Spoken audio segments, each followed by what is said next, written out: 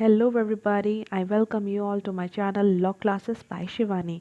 So student जो मेरे channel पे नए हैं, जो मेरे नए सब्सक्राइबर्स हैं या फिर जो मेरा वीडियो पहली बार देख रहे हैं, एक्चुअली आई जस्ट थॉट कि मैं आप सब लोग के साथ ये चीज़ शेयर करूँ दैट यू शुड नो कि आप किसकी वीडियोस वॉच कर रहे हैं। Because bare act law it is all about the correct interpretation. अगर इंटरप्रिटेशन कहीं भी गड़बड़ हुआ तो आपके पूरे कॉन्सेप्ट्स जो हैं वो शेकन अप हो सकते हैं, and that is very dangerous. So student, I have qualified PCSJ means and appeared for the interview. Therefore, I thought that I am competent enough कि मैं अपनी नॉलेज आप सबके साथ शेयर कर सकूं। अगर कोई भी मेरा यहाँ पे एक बैकग्राउंड नहीं होता तो मैं आप सबके साथ इस तरीके से लॉ की वीडियोस जो भी मैं बनाती हूँ शेयर नहीं करती। बिकॉज एक सही नॉलेज कन्वे करना बहुत ज़रूरी है। The other day actually I was watching some videos YouTube पे, तो वहाँ पे मैंने देखा कि इतने बड़े बड़े चैनल्स हैं और उन्होंने कुछ इंटरप्रिटेशन इतने गलत कर रखे थे कि मतलब एक पल को ना मैंने भी रीचेक करा कि कहीं ऐसा तो नहीं कुछ एक आध पॉइंट शायद मुझसे मिस होता हो।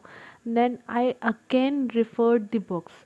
देयरफॉर आई फाउंड आउट कि ऐसा नहीं है, वो उनके कॉन्सेप्ट्स वहाँ पे पता नहीं कैसे वो लोग इस तरीके से वो चीज़ों को कन्वे कर रहे थे, इंटरप्रिटेशन मतलब गलत था। So I just wanted you all कि आप थोड़ा अवेयर रहें, बुक्स को ज़रूर रेफ़र करें। एक बात जान लें कि बुक्स का कोई भी सब्स्टिट्यूट नहीं है। यहाँ पे आप यूट्यूब पे, मैं सिर्फ अपने चैनल की बात नहीं करूँगी, आप वीडियोस देखें बट रिलायबल सोर्सेस, ठीक है। तो आप लोग साथ में बुक्स भी रेफ़र करें। बाकी रही बात मेरे चैनल की, तो आई ऑलवेज़ ट्राई कि मैं आप सब लोग के साथ डीपर वे में सेक्शंस को समझाऊं ताकि आपके सब कॉन्शियस माइंड में भी वो चीज़ फिट हो जाए। आई जस्ट होप कि आपको मेरी वीडियोस पसंद आए, एंड पसंद आए तो please do like share and subscribe to my channel law classes by Shivani. चलिए आज का वीडियो स्टार्ट करते हैं। Section 7, person competent to transfer. Every person competent to contract, इसे मार्क कर लीजिए, and entitle to transferable property और authorise to dispose of transferable property. Now you have to mark authorized to dispose of the transferable property. Not his own, is competent to transfer such property either wholly or in part, mark this, and either absolutely or conditionally in the circumstances to the extent and in the manner allowed and prescribed by any law for the time being in force. देखिए यहाँ ये कह रहे हैं कि who will be the person competent to transfer.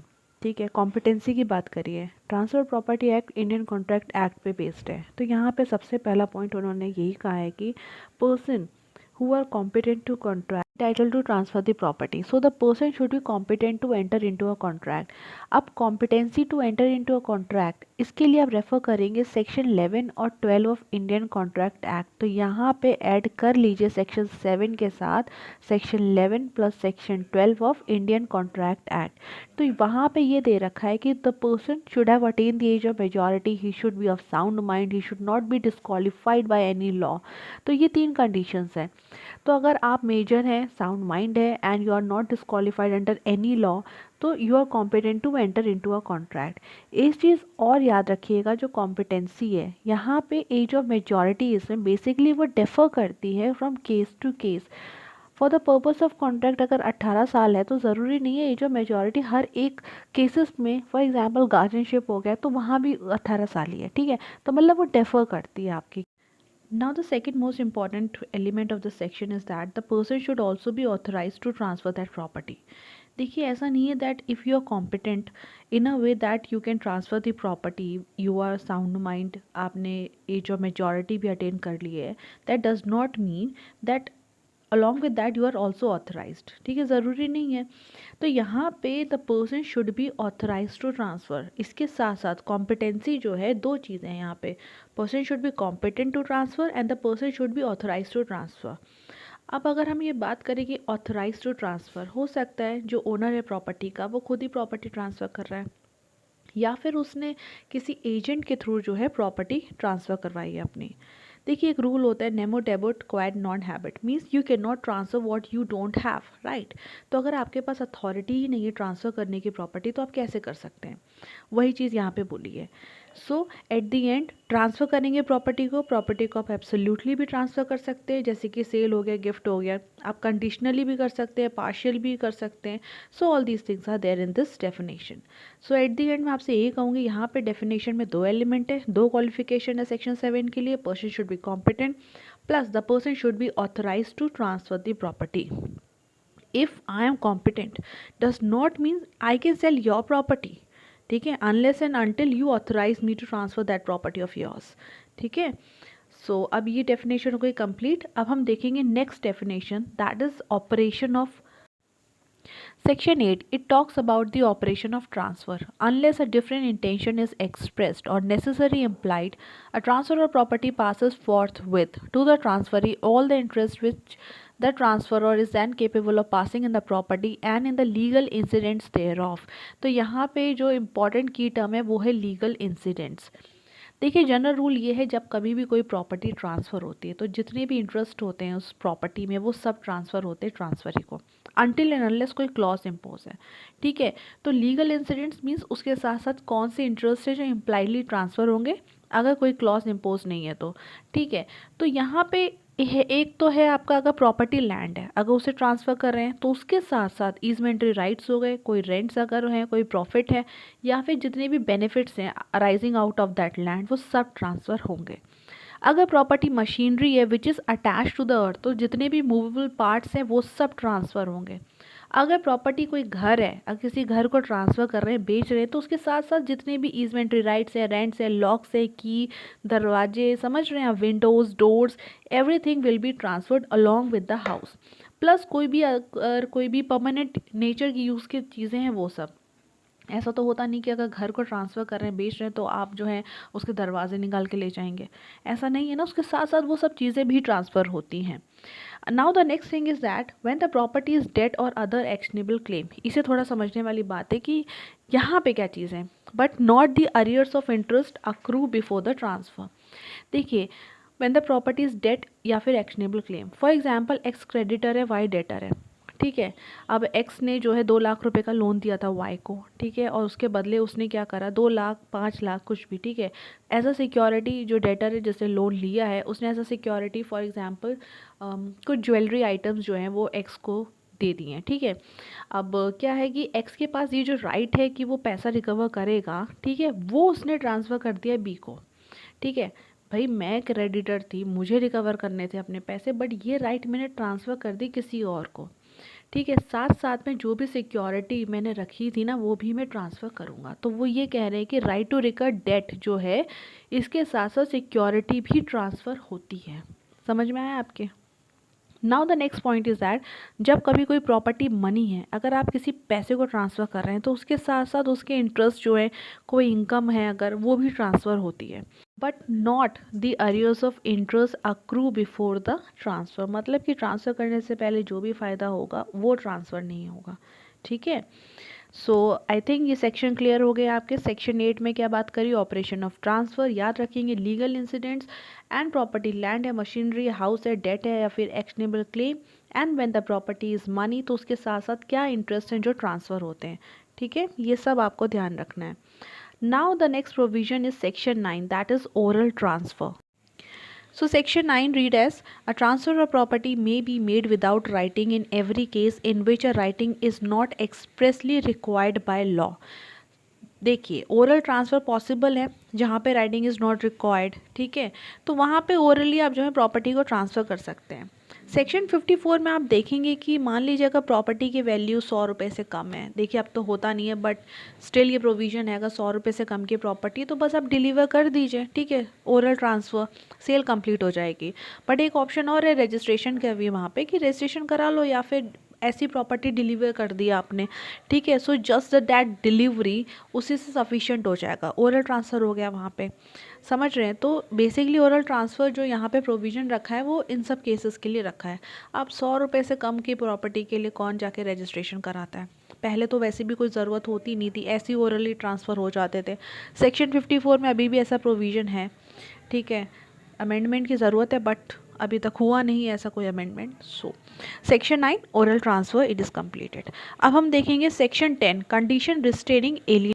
So everybody, section 10 को पढ़ने से पहले आप सब लोगों का ये जानना बहुत ज़रूरी है कि सेक्शन 10 से लेके 53A तक है आपके डॉक्ट्रिन्स प्रिंसिपल यानी सिद्धांत, जो आप अप्लाई करेंगे मोड्स ऑफ ट्रांसफ़र पे। मोड्स ऑफ ट्रांसफ़र स्टार्ट होगा सेक्शन 54 से।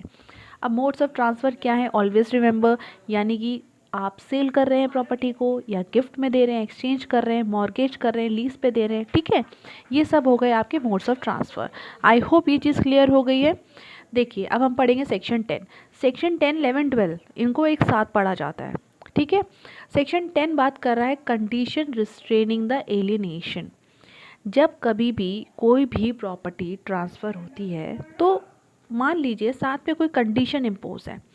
अब ये जो कंडीशन है या तो वो एब्सोल्युटली रिस्ट्रेन कर रही है, ठीक है, कि फर्दर ट्रांसफरी अपनी प्रॉपर्टी को एलिनेट नहीं कर सकता है, या फिर पार्शियली रिस्ट्रेन कर रही है। अगर कंडीशन है पार्शियल रिस्ट्रेन करने वाली तो वो कंडीशन वैलिड होगी, ट्रांसफ़र भी वैलिड होगा। अगर कंडीशन में एब्सोल्यूट रिस्ट्रेन करा है ट्रांसफरी को तो वहाँ पे कंडीशन तो वॉइड होगी मगर ट्रांसफ़र वैलिड होगा। समझ रहे हैं। एक्सेप्शन में फॉल करता है आपका लेसर वाला सिचुएशन, ठीक है। देखिए लीज में लेसर के पास ये वहाँ पे एक्सेप्शनली फॉल करता है कि वो अपने बेनिफिट के लिए एब्सोल्यूट रिस्ट्रेन वाली कंडीशन लगा सकता है, इम्पोज कर सकता है लेसी पे कि भाई तुम आगे फर्दर सबलेट नहीं कर सकते हो किसी को भी, ठीक है। एक तो ये हो गया एक्सेप्शन। और दूसरा एक्सेप्शन है इसका, जब प्रॉपर्टी किसी फीमेल मैरिड को ट्रांसफ़र करी जाती है और वो जो फीमेल मैरिड वुमेन है वो हिंदू नहीं होनी चाहिए, मुस्लिम नहीं होनी चाहिए, बुद्धिस्ट नहीं होनी चाहिए, ठीक है, with the absolute restraining condition, ठीक है। तो आप किसी भी फीमेल मैरिड हिंदू नहीं है वहाँ पे, वुमेन को आप ट्रांसफ़र कर रहे हैं, इन सब के अलावा हिंदू मुस्लिम बुद्धिस्ट, ठीक है, तो वहाँ पे आप कंडीशन एब्सोल्यूट रिस्ट्रेन वाली लगा सकते हैं, वो वैलिड होगी। अब भाई यहाँ पे कौन सी महिलाएं बची मैरिड, क्रिश्चियन, पारसी, ठीक है, तो इस केस में जो है एब्सोल्यूट रिस्ट्रेन वाली कंडीशन लगा सकते हैं। Section 11, restrictions repugnant to the interest created, where on the transfer of the property and interest therein is created absolutely in favor of any person, but the terms of the transfer directs that such interest shall be applied or enjoyed by him in a particular manner. He shall be entitled to receive and dispose of such interest as if there was no such direction.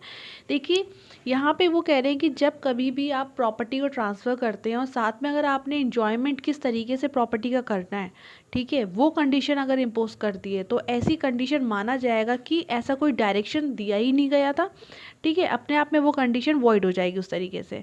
समझ रहे हैं।